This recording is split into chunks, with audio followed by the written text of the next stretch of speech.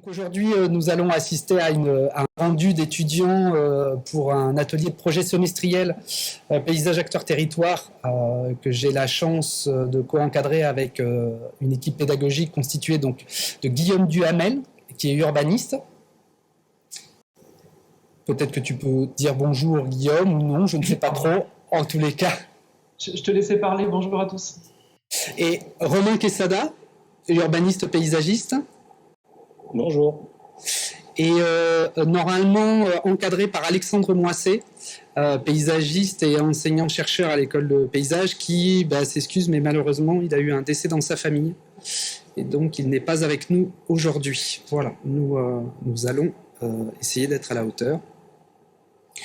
Cet atelier est donc un atelier qui est un peu particulier dans le cursus parce que c'est le début pour les étudiants d'une formation en 5 ans. Là, on va avoir des étudiants qui arrivent en L2, donc semestre 4, semestre 6, L2, L3, à qui on a adjoint des étudiants d'un échange des étudiants chinois. Donc voilà, on est face à des groupes multiniveaux et multiculturels. Et pour eux, c'est la première fois qu'ils abrochent la question du paysage à l'échelle territoriale. Donc il y a un défi pour eux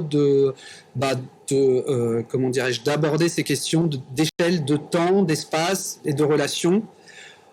Je précise vraiment, donc le paysage dans cet atelier n'est pas du tout abordé comme un décor, ou en tout cas, c'est pas du tout l'entrée simplement esthétique ou du visible, mais c'est plutôt tout le champ relationnel qui peut s'instaurer entre des sociétés, des individus et leur milieu de vie. Et comment, en fait, cela fait ou non relation, cela fait ou non question paysagère.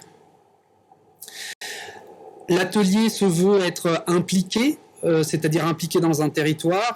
Il est j'ai la chance de le co-encadrer dans le cadre aussi du travail de thèse que j'essaye de mener sur la Haute-Gironde avec l'idée de la coopérative habitante de paysage. D'où le fait que pour nous, c'est important qu'il soit en lien direct avec des intervenants et des gens, des acteurs du territoire. Donc tant dans la méthode d'approche des connaissances, mais que aussi dans les rendus. Donc je remercie infiniment à ces intervenants extérieurs. Vous ne pouvez pas savoir la chance que c'est pour eux d'avoir des regards qui émanent du territoire, des avis, des opinions et des échanges. Donc aujourd'hui, nous avons la chance d'avoir des élus de la communauté de communes, en la personne donc de Raymond Rodriguez, élu de Goriac et vice-président à la communauté de communes, sur les questions environnementales, monsieur Sébastien Trébuc, élu de Berson et vice-président sur le PLUI à la communauté de communes, monsieur Jean-Louis Bernard, élu à Plassac. Nous avons aussi la chance d'avoir un acteur qui est très important sur le territoire, en tout cas sur les questions de paysage et d'eau, en la présence du syndicat du Moron, avec donc le président Sébastien Nice. Directeur. Directeur. Vous m'excuserez. Et 2 techniciens, Camille Lévesque et Gauthier Vattel. Bonjour, bonjour. Bonjour. Voilà. Je sais que normalement, Denis Baldest, président de la communauté de communes et maire de Blaye, devrait nous rejoindre. Je l'ai vu hier, mais il m'a dit que peut-être qu'il ne serait pas là à l'heure et il devrait peut-être partir au milieu. Voilà, je partage l'information. Je pense que je n'oublie personne. Est-ce que quelqu'un que je n'ai pas cité, est-ce que la salle est grande? Non, ça va. Alors, on vous propose là, donc les étudiants, juste pour le dispositif pédagogique, approcher la dimension territoriale du paysage, c'est aborder des questions complexes à tout niveau, d'ailleurs, même après au niveau professionnel. Donc le parti pris de la pédagogie, c'est de les jeter dans le grand bain tout de suite et donc de faire un apprentissage en se confrontant à la question de la complexité territoriale. L'atelier a commencé le 24 septembre de l'année dernière et se clôture aujourd'hui. Donc en fait, c'est un atelier de 4 mois où on leur demande en fait d'articuler les échelles de temps et d'espace sur les dimensions paysagères. La méthode, c'est que on leur donne 15 jours pour rendre une carte paysagère qui leur permet en fait de formaliser une sorte de premier regard. Partant de cette carte paysagère, ils vont tous vous les montrer. En fait, on accompagne donc 12 groupes de 5 étudiants vers des éléments qu'on appelle des thèmes paysagers, en fait, c'est-à-dire des questions qui sont spatialisées et qui peuvent être des entrées différentes sur cet objet complexe que peut être le paysage. Donc il faut vraiment prendre l'ensemble de ces présentations comme transversales et articulées les unes des autres. En fait, c'est comme 12 entrées, 12 manières de pénétrer dans un projet de paysage. Et certaines, en fait, peuvent être assez inattendues. En fait, nous, l'idée pour l'équipe pédagogique, c'est de les accompagner à articuler et définir ces questions de thème paysager. Et c'est un atelier de projet, donc c'est un atelier qui est orienté vers des propositions d'action ou de transformation. Voilà, donc il y a une dimension prospective.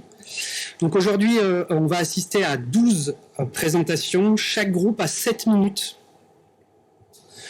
C'est un dispositif qui est lourd, hein. Nous avons eu un semestre, tout le monde est au courant, donc ça ne sert à rien de le rajouter, mais qui a été empêché par la situation sanitaire. Bien sûr, nous n'avons jamais 5 étudiants en même temps à l'heure actuelle.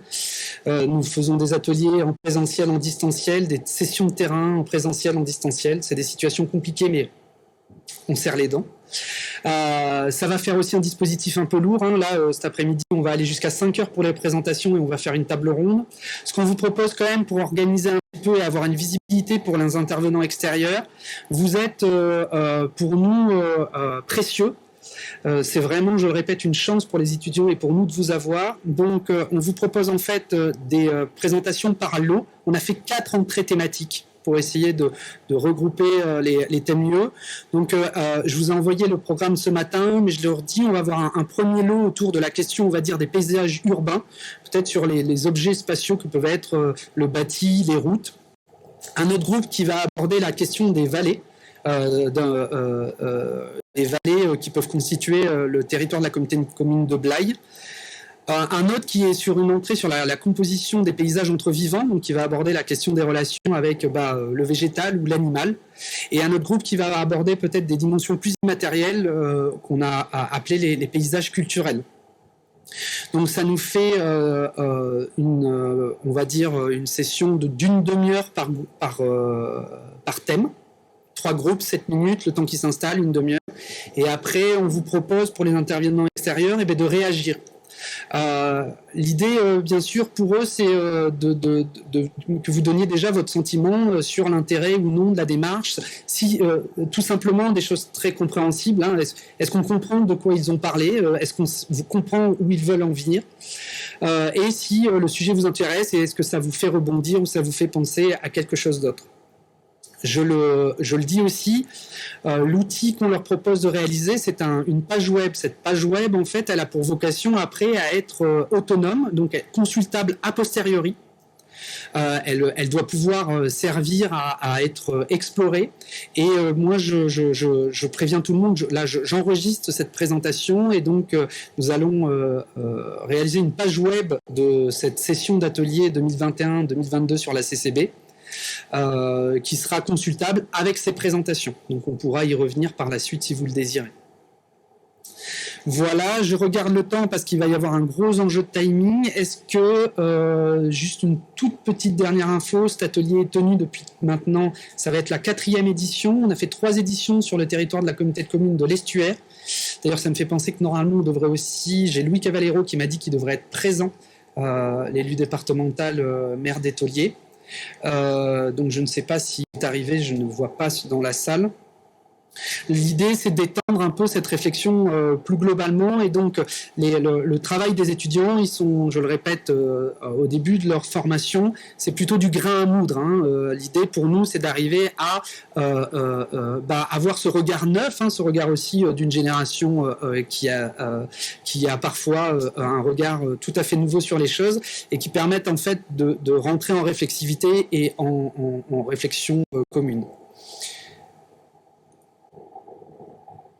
Voilà, ça fait du monde, hein, ce compte étudiant.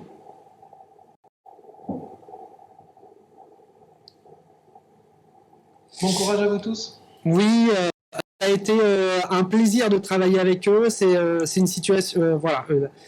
Il faut, pour les intervenants extérieurs, on aura le temps d'en reparler, mais c'est vrai que c'est une pédagogie qui est parfois un peu inconfortable, et donc c'est un peu éprouvant. Et ils ont été d'une grande générosité, et je les remercie tout de suite, avant même leur présentation. Je propose au groupe 12 qui va aborder donc la question sur une dimension historique longue et voir un petit peu la spécificité un peu du territoire que peuvent être les lotissements et les lotissements EDF. Est-ce que c'est correct pour vous? Il est 13h29, on va commencer pile. Je serai